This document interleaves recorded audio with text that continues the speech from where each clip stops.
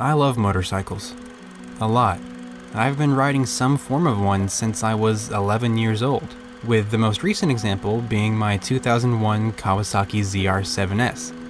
A lot of my deeper steps into the world of wrenching were taken on that bike, and I miss it a lot. It would probably still be around if I hadn't sold it in order to fund the Fiero project, but 3 years later, and that project now done, I've found another red Kawasaki to fill the void in my heart, and I am beyond excited to work on this thing. I just kinda wish it wasn't a complete piece of shit.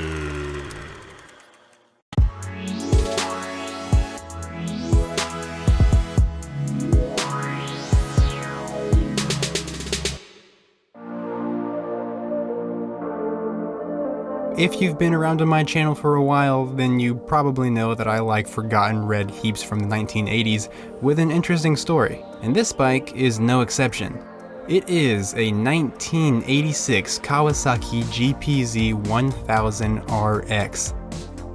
It's a 1000 cubic centimeter liquid-cooled 4-cylinder motorcycle with computer-controlled ignition, adjustable damping for both the front and rear suspension, as well as an anti-dive system in place to keep it level during heavy braking. For the time period, it had a lot of tech and a lot of power. Pretty cool, right? No, it's not! The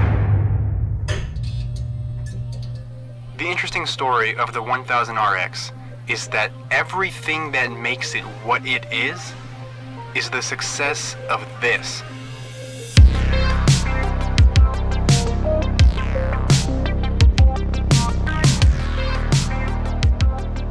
The Kawasaki GPZ900R.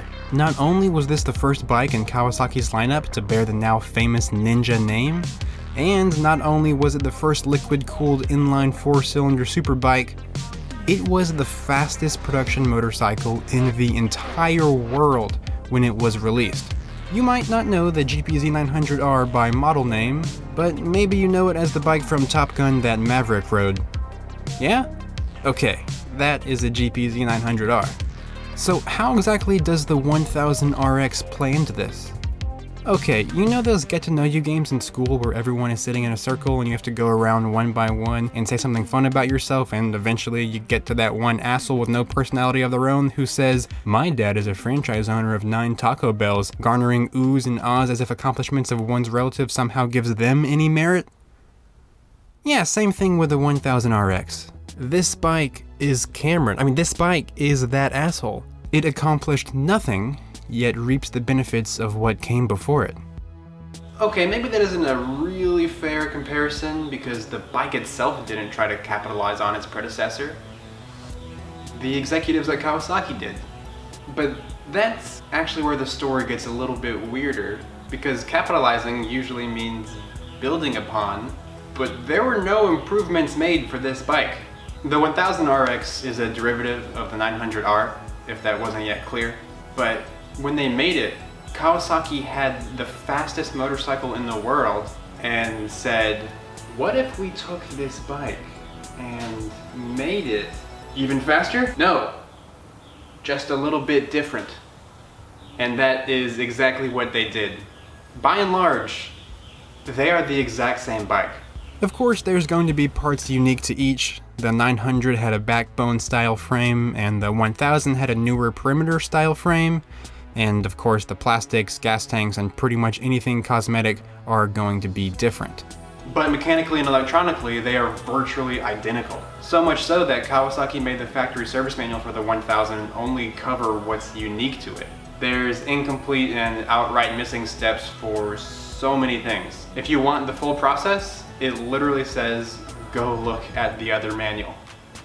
It's so stupid. It's so ridiculous. The needing 2 manuals thing, but also the fact that the 1000 is actually heavier than the 900R and subsequently slower, so if anything, it's actually worse. It's still like a fine motorcycle, but it's dumb. It's really dumb. My 1000RX has actually been lurking around in the background of my videos for quite a while. As of this video's release, it's been just shy of 2 years since I picked it up. The reason I bought it before I was ready to start another project was because of its ridiculousness, yes, but also it was too good of a deal to pass on. The owner was asking $300, I offered $200, and he said meet me halfway at $260. Might have been a typo and he meant $250, but I said okay, and here we are now. I think the reason I got it for so cheap was because it was listed for weeks at $800 with no takers, and he probably just needed to get rid of it. And also these were the only photos posted. They probably weren't doing him any favors. The bike is in rough shape, that's pretty obvious. From the looks of it, it was last on the road in 2004, close to 2 decades ago. And interestingly enough, it also used to belong to military personnel. Just like Maverick.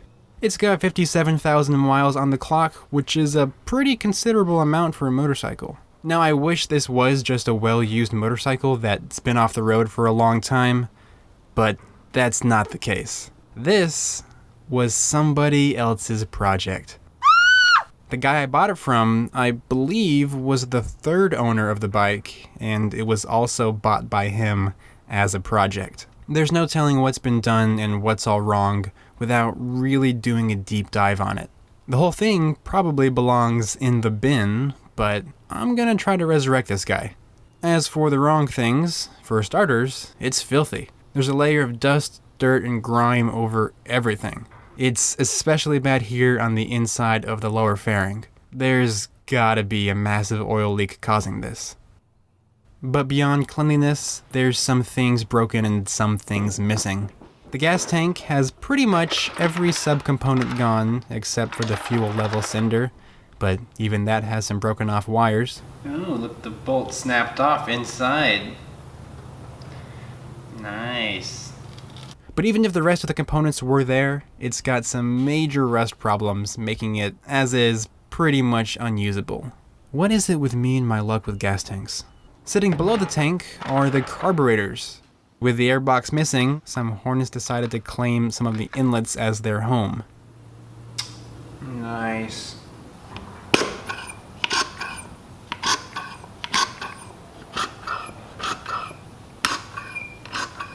Well, that's not bad. It's not great, but it's not bad. We also have a very broken radiator fan. Still spins fine though. At the rear, there's even more missing. Every part is there, but half of the rear fender seems to have just been cut off for whatever reason. Up at the front of the bike, we can see more things missing. Lights and wires just going nowhere. It took me a while to realize, but there's also an entire front section of the fairings not here. It's the part that's supposed to be like a little lower scoop, but it mainly acts as a cover for the coolant overflow tank, but surprise, surprise, that coolant tank is also missing. I cable tied these panels on years ago just to keep everything together, but I'm gonna go ahead and snap them off to see what's underneath. It turns out, it's a bike. It's a little more naked now, huh? Just how I like them. One of the very best things about working on a motorcycle is pretty much every component of the vehicle is just right there.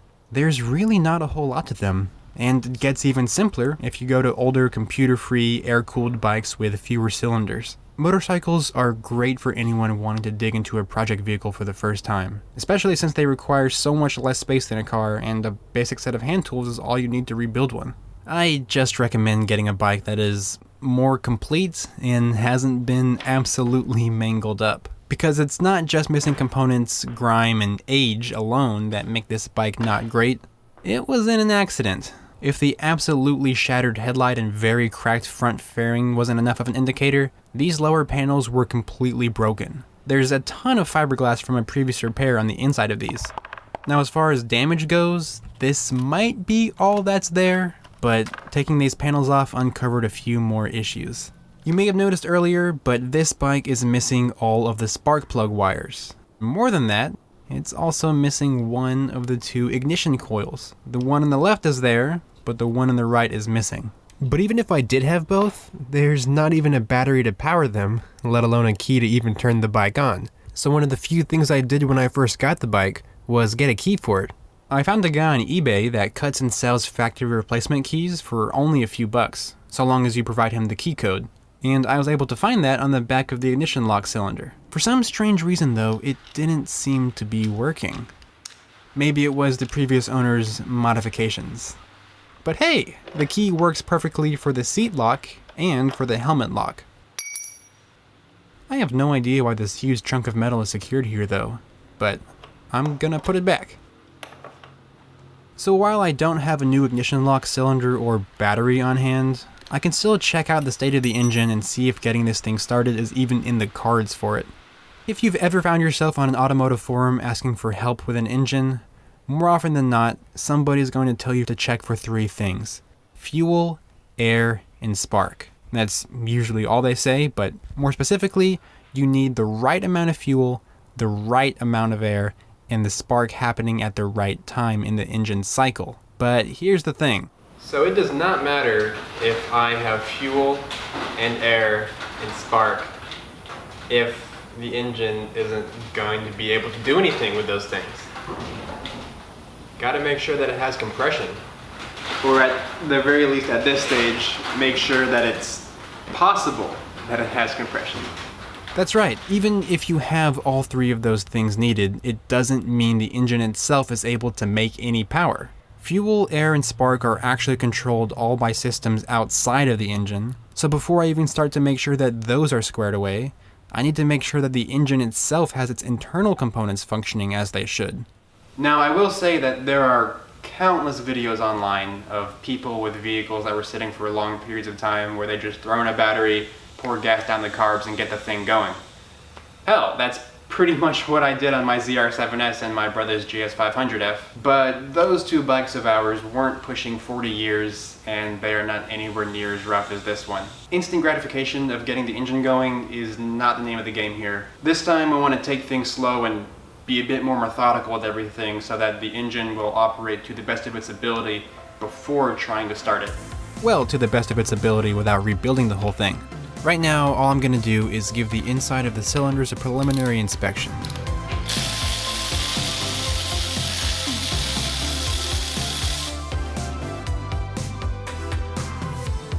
My girlfriend Elise got me one of these cool little snake cameras for Christmas in 2019, and this is the perfect first chance to use it. All you gotta do is unwind the camera from around the device, turn it on, and oh my gosh, I can immediately see just how bad this is. That's rust. A lot of rust. I'm no engine expert, but I'm pretty sure that isn't supposed to be there. I held my breath checking the rest of the cylinders, but luckily enough, they were all fine. They just had some carbon buildup, which is perfectly normal. It's just cylinder number 1 that has it bad. I'm guessing either the intake or exhaust valves were left open to the environment and moisture got in and did its thing. Time to pretend I didn't just see that though. With any engine that's been sitting for a long time, it's never a bad idea to throw some oil down into the cylinders. Whether that's automatic transmission fluid, penetrating fluid, or just normal motor oil, as long as there's something to lubricate and potentially help free up some rusty frozen components, that's all that matters. In my case, I filled these up with Marvel Mystery Oil. Besides just helping free anything up, the oil in there is also just going to ensure that everything is able to go up and down smoothly as it should, which is especially important because I am really worried about the starter on this thing. Because from my research, these bikes are notorious for having the starter clutches fail and the motor just spinning and not being able to turn the engine at all. And it's not as simple as just popping off a side cover and swapping that out with a new one. You have to take apart pretty much half of the engine from the bottom. So what I'm hoping for the oil is that besides just helping free anything up, it just really gives the starter clutch its best chance of functioning properly by having everything go as smoothly as possible. But okay, that oil has got to sit for a considerable amount of time to do its job properly. So because I have to wait, I might as well do something that'll help the project out. And if not the project, it's to help out my back. We have a decent amount of leftover lumber here from before prices skyrocketed, and I'm gonna turn this scrap into a workbench for the bike. The end goal is to raise the bike up so it's a lot easier to work on and get better angles for filming, but also to give me some additional storage space down below so I can reduce the overall footprint of this project. To be clear, this is absolutely not necessary with a project like this, but if you have the time, it really does help, and it's relatively affordable. Even with the super inflated prices of lumber, I only paid a little over $100 for the extra 1x6s, sheet of 3/4 inch plywood, and the miscellaneous hardware that I needed in addition to the stuff I already had on hand. But even if you bought everything brand new right now, it'd still be a lot cheaper than the almost $500 it costs for the Harbor Freight motorcycle workbench. One thing that one has though that's super nice is wheels. So included in the $100 I spent are these locking casters. They're each rated for 250 pounds, so with all four together, they should be strong enough to support your mom.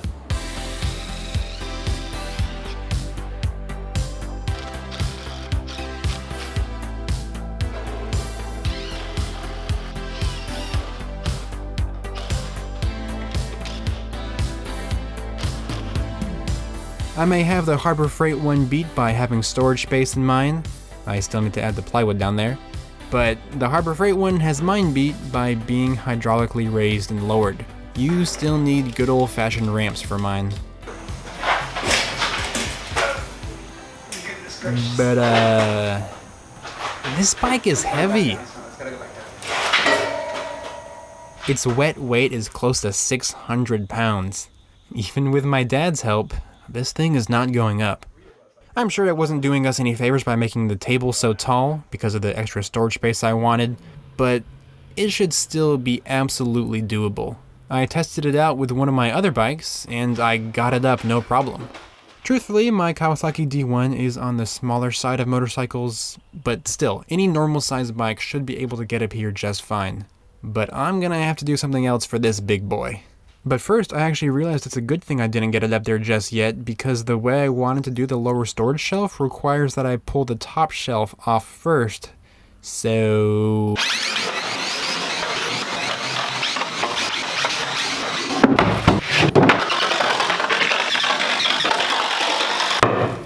Nice. Oh boy. You can see just how tight the fit is with the storage tote. I couldn't have made the table any shorter than it is. Unless I used 2x4s instead of the 1x6s. Damn. But with the rest of the bike parts loaded up and everything looking rather neat, I rigged up this definitely OSHA approved contraption and enlisted some help. With all of us working together, we got it up easy. If you consider requiring 4 people to raise one motorcycle easy, that is. But cool. Having this thing up here is definitely going to make the project a whole lot easier as I go on. But first things first, let's see if we can get this engine turning. The oil has been sitting in the cylinders for well over a day at this point, so hopefully everything should be good to go. I popped off the side cover and threw a wrench on the crank bolt to see if it would move. Okay. There we go. It definitely doesn't sound, I guess, the smoothest. Oh, it's crunchy right there. That's probably the piston rings hitting the rust on the walls for cylinder 1. It's crunchy. But after some gentle back and forth, I got it past the stuck spot. Not without vomiting up a lot of oil though. One positive note to all this getting everywhere is that Marble Mystery Oil smells really great. You almost want to drink it. I should mention that I was actually spinning the engine in the opposite direction that it rotates when running. I finally realized that there's an arrow that tells you which way to spin it. Going the wrong way shouldn't be harmful, but I do suggest trying to do it in the correct rotation if you can. And you definitely should be able to. But yeah, this thing is looking to be pretty promising. It's spinning over very smoothly now. And also, I think I found out why in the heck the oil leak was so bad. There's no gasket for this side cover. The only remnant of one is here on this rubber grommet for the ignition pickup wires to pass through. That's bad. That's really bad. I was able to get that little scraggly bit off easily enough with the razor blade, but I still need to get a whole new gasket if I ever want to fill this engine with oil. And that That's a must. Until I get a new gasket though, I might as well clean up the mess that the lack of one created.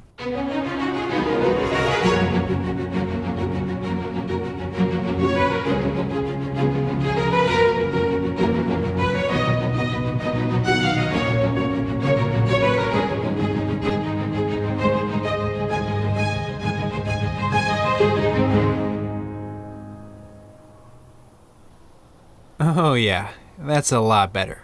I mean, the severe paint chipping isn't great, but it's way cleaner than it was. I think we can all agree that the fender cleaned up wonderfully though. Night and day.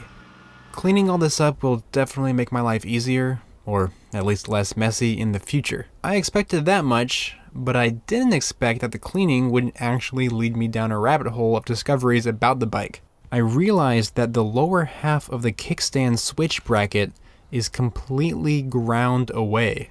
That is not snapped off. Half of that bolt is missing, pulverized.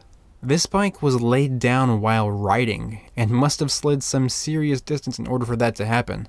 And that's probably why all of the fairings were broken and needed to be repaired. And also, it's probably the reason why this stupid, ill-fitting Yoshimura exhaust system is on the bike. From the factory, it had beautiful, symmetric dual exhaust pipes, but not anymore. I'm assuming that the exhaust system got damaged in the accident, and whoever took on the repair probably found it more feasible or cheap to get this Yoshimura stuff than a factory replacement from the dealership. And it's not just that assumption, because this rubber hose right here that's supposed to connect to the coolant overflow tank runs right up against the exhaust pipes. This should be melted away if the engine's been running, but there's no indication on the hose that it ever touched a pipe that was hot. And same with the fairings. The exhaust actually touches it when they're installed, which is why I said it's ill-fitting, but there's no signs of melting on them. I don't think this bike has ever been started after being in that accident all those years ago. A vehicle not being run in decades is one thing, but not being run in decades because of damage is a whole other can of worms. There's already been so many issues discovered with this bike, and I realized I'm probably just scratching the surface. Right now, I need to pick up a few parts to get this thing closer to being operational. Hopefully soon we'll get this bike to fire up, after addressing all the issues it has, of course, but that'll be in part 2. So, until next time, I'll see you guys later.